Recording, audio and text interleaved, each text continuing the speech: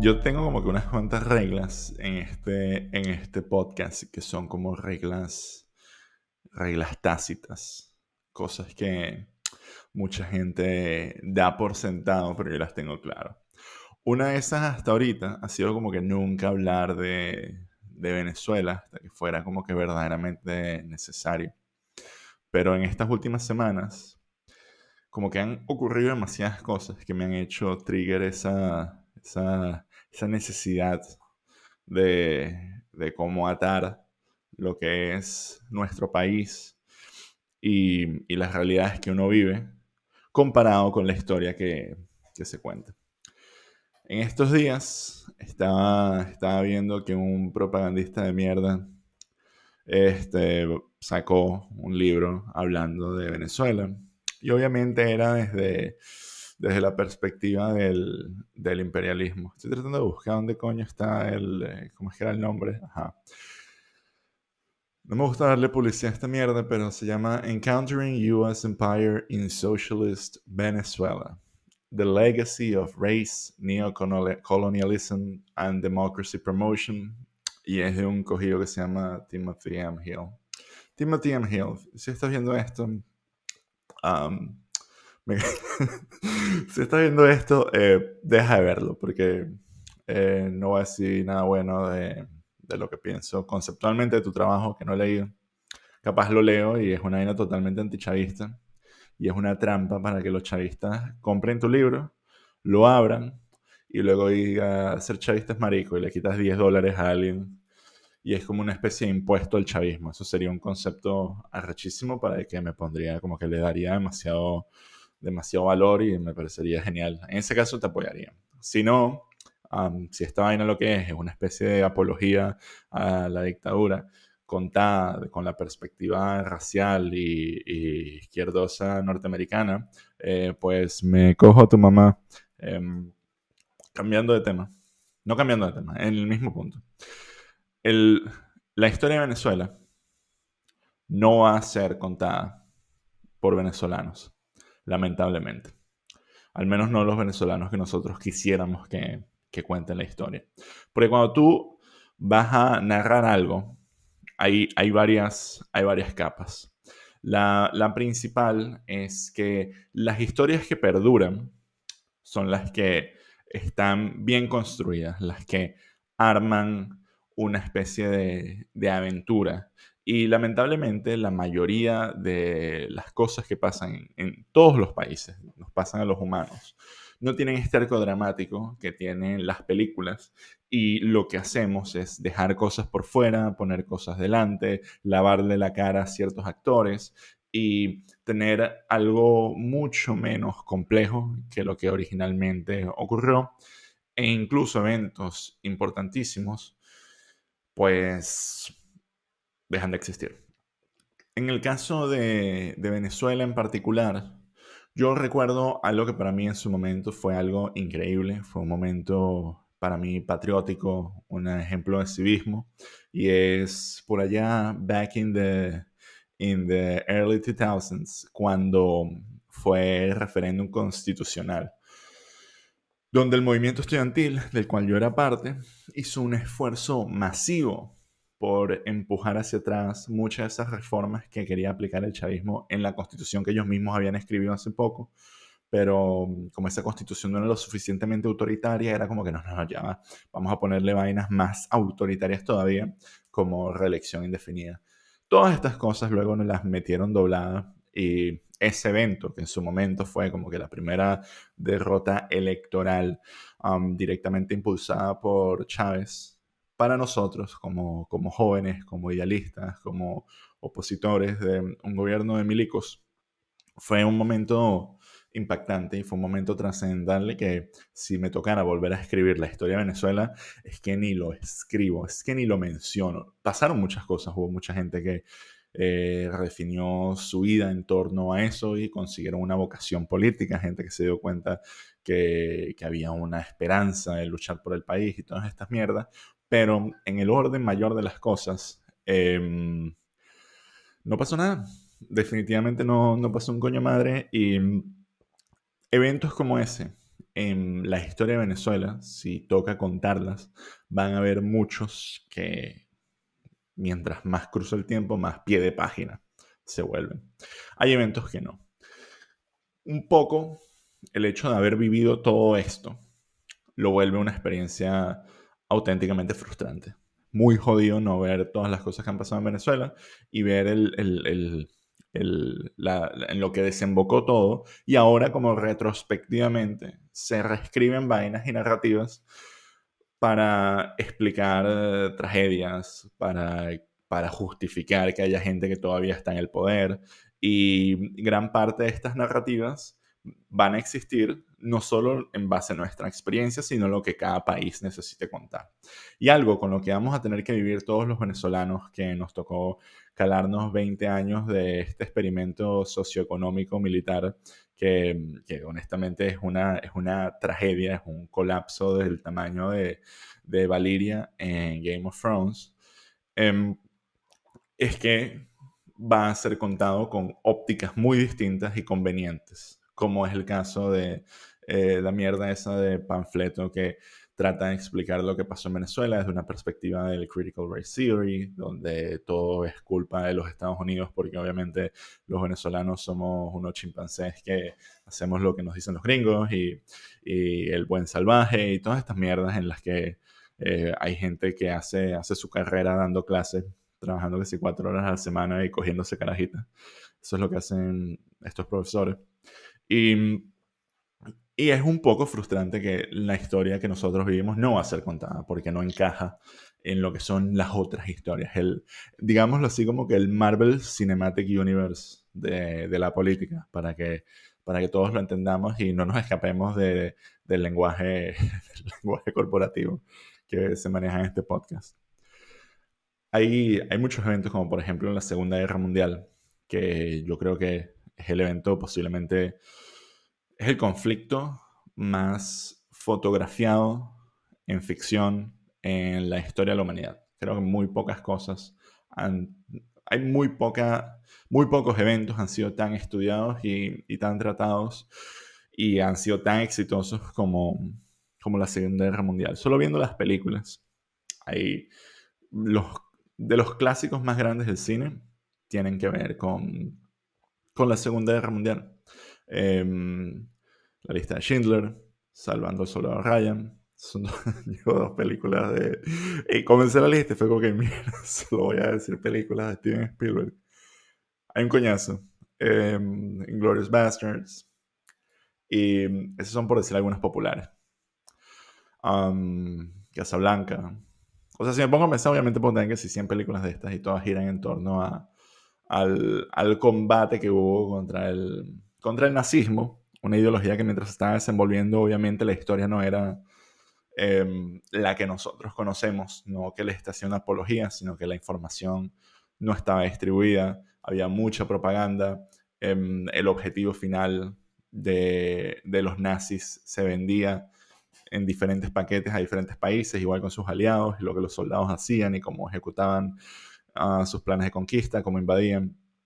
Todo esto es muy cinematográfico y por eso hay un episodio del podcast donde estoy aquí con mi amigo Tomás García, que está hablando de su libro Los niños buenos vuelven a casa, y conversábamos esto, porque la Segunda Guerra Mundial es algo tan cinemático. Pero todos estos personajes que participaron ahí definitivamente son políticos, son personas cuestionables, son gente que servía a un partido, hubo una cantidad de eventos que cada uno tiene diferentes significados, cosas como por ejemplo el desembarco en Normandía. Si tú estabas desembarcando en Normandía y tu vida estaba en juego, seguramente hay como que mucha más intensidad ese día para, para ti que en comparación con alguien que murió en un bombardeo o alguien cuyo padre murió en un bombardeo en la ciudad de Londres. No sé si, bueno, en fin, a lo que voy.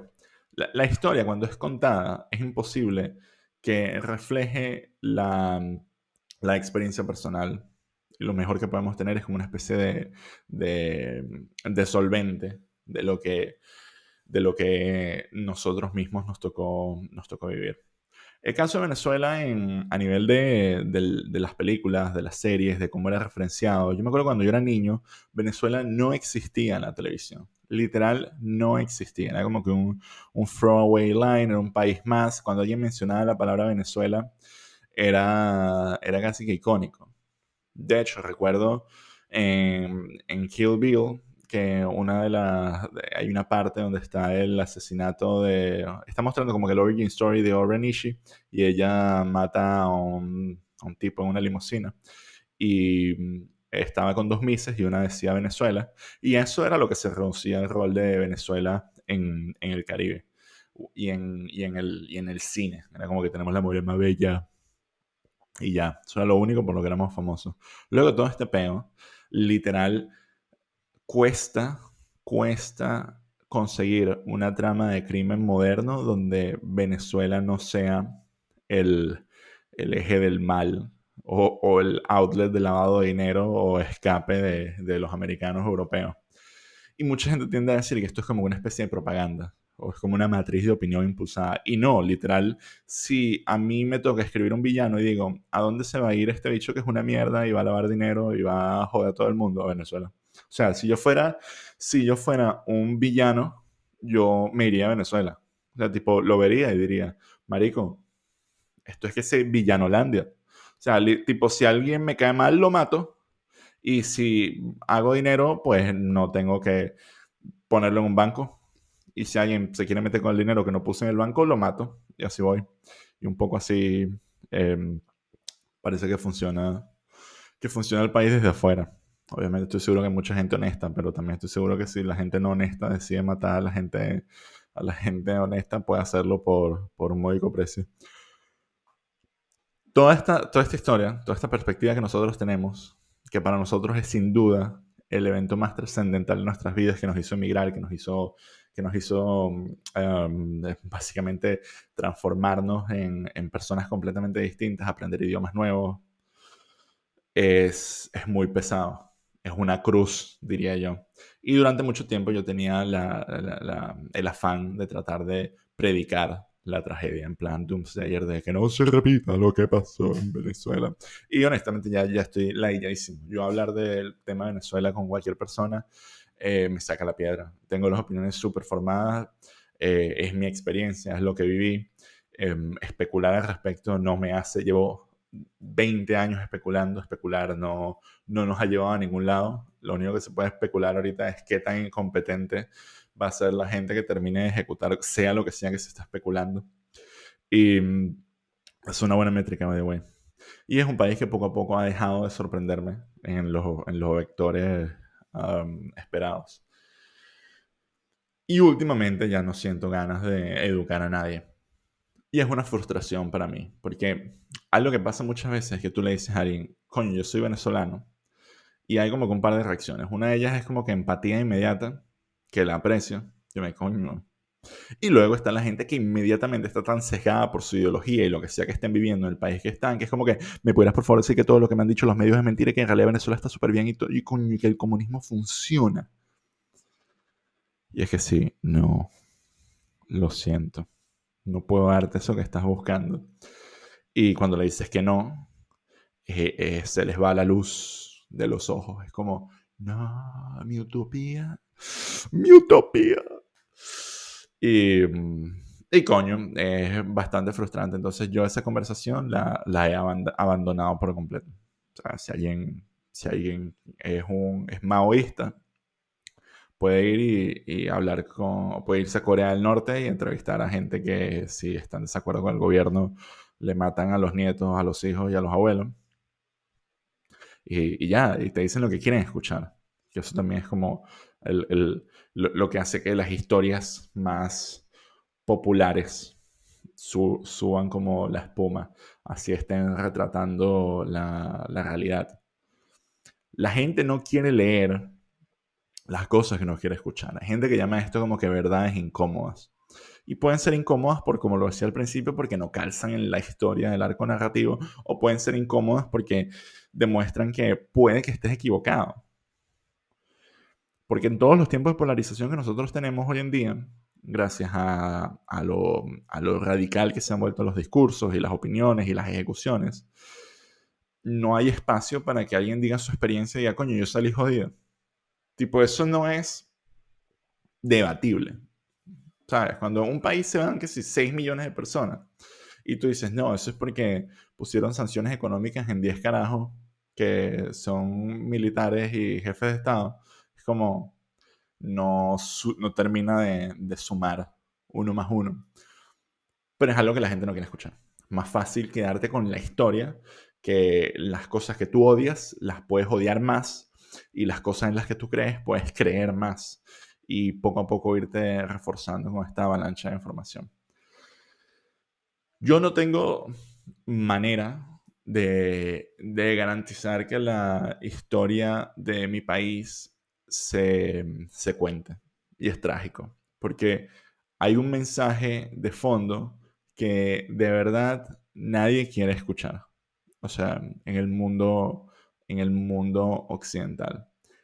Nadie quiere, al menos las personas encargadas de producir y distribuir esta información, no les interesa ni quieren que la historia sea este pesimismo soviético, por muchos motivos. Primero, no está la audiencia, luego la gente no quiere salir triste del cine, y segundo, que hay un mercado verdaderamente saturado de, de obras completamente banales que jamás siento que vayan a dar espacio para que algo tan delicado, tan prolongado, tan doloroso como fue la tragedia venezolana termine llegando ahí.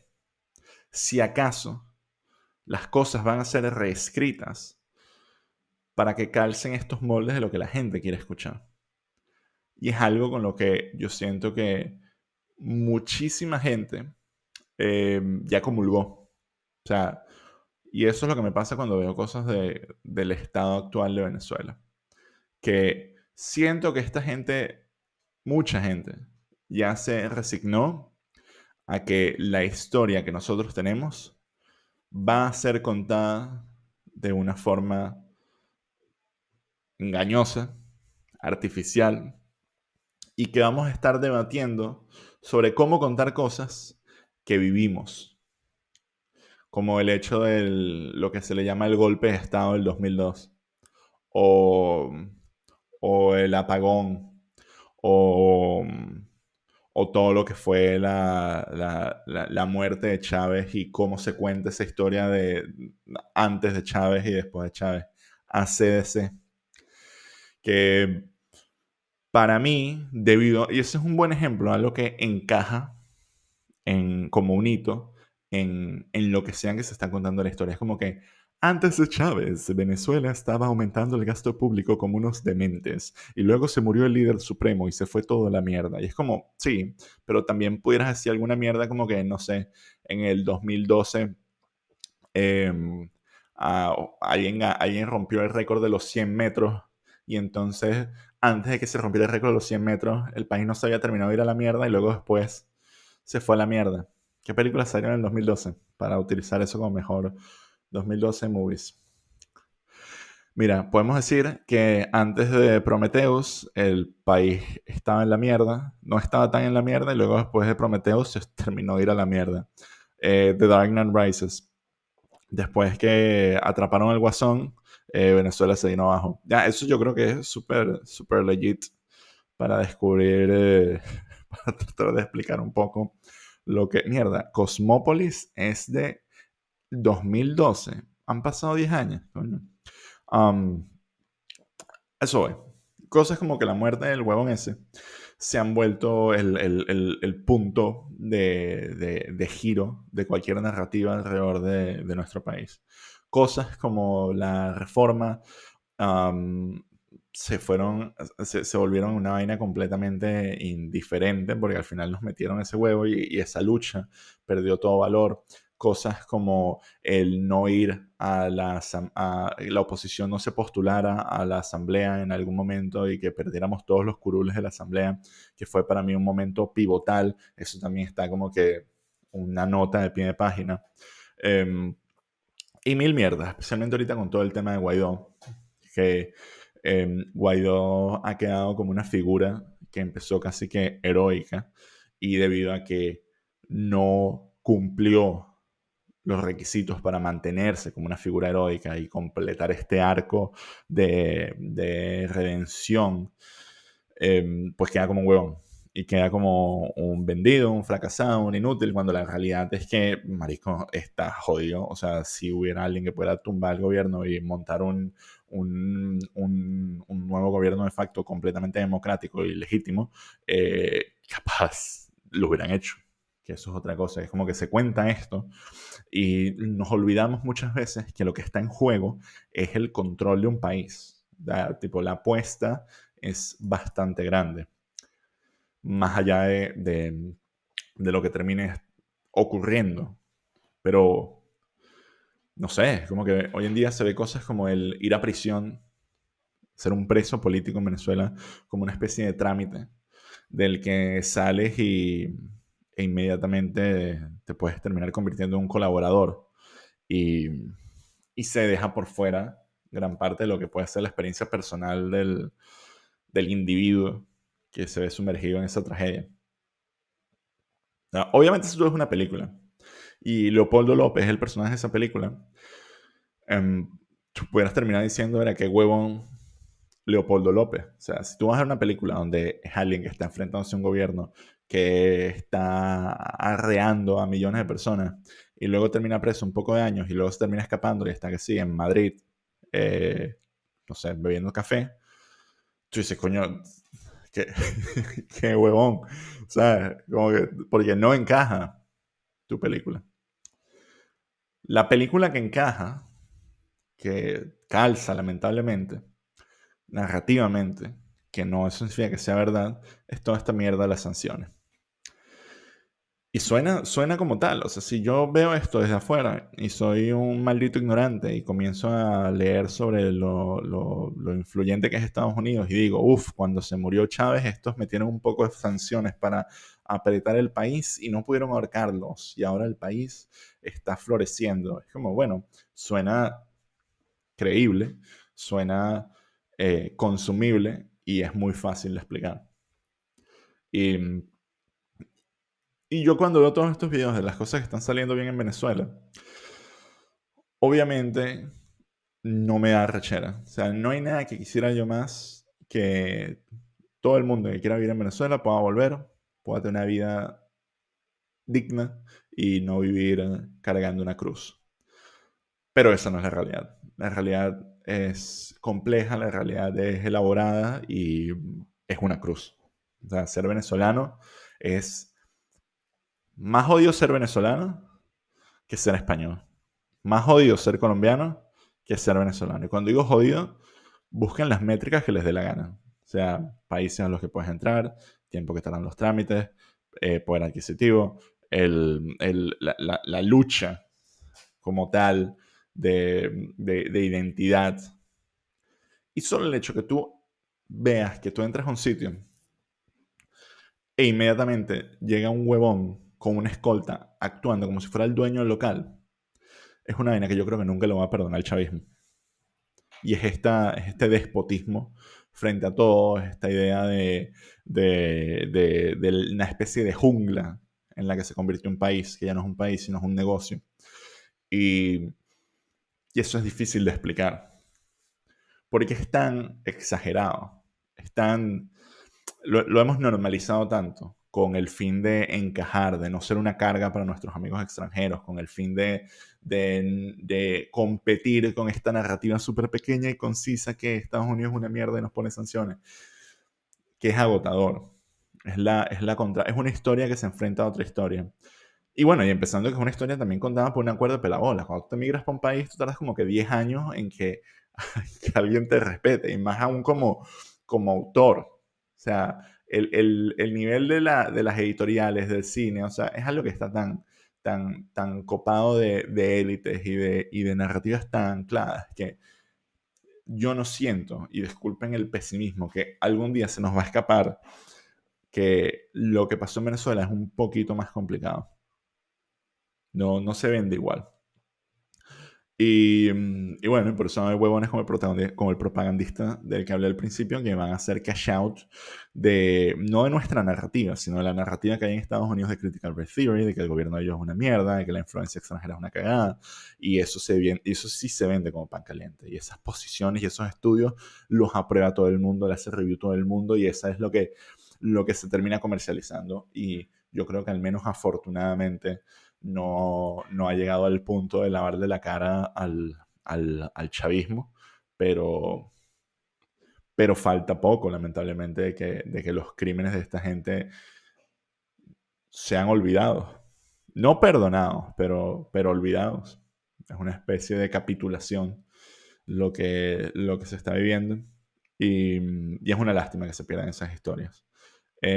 Yo trataré de hacer lo posible por escribirlas. Estoy trabajando en una novela que siento que rescata un poco eso, pero al final es una novela completamente... es una novela, entonces es metafórico, los personajes no son reales, o sea, yo no soy un documentalista y tampoco soy un realizador histórico, ni mucho menos. Pero creo que los proyectos que nosotros podemos tener, al menos pueden tener como que un poco ese espíritu rebelde y liberal que nos queda de las lecciones que tuvimos que aprender gracias al chavismo de mierda. Me cago en tu madre, chavismo. Tú y tu puta madre, Chávez, el coño de tu madre.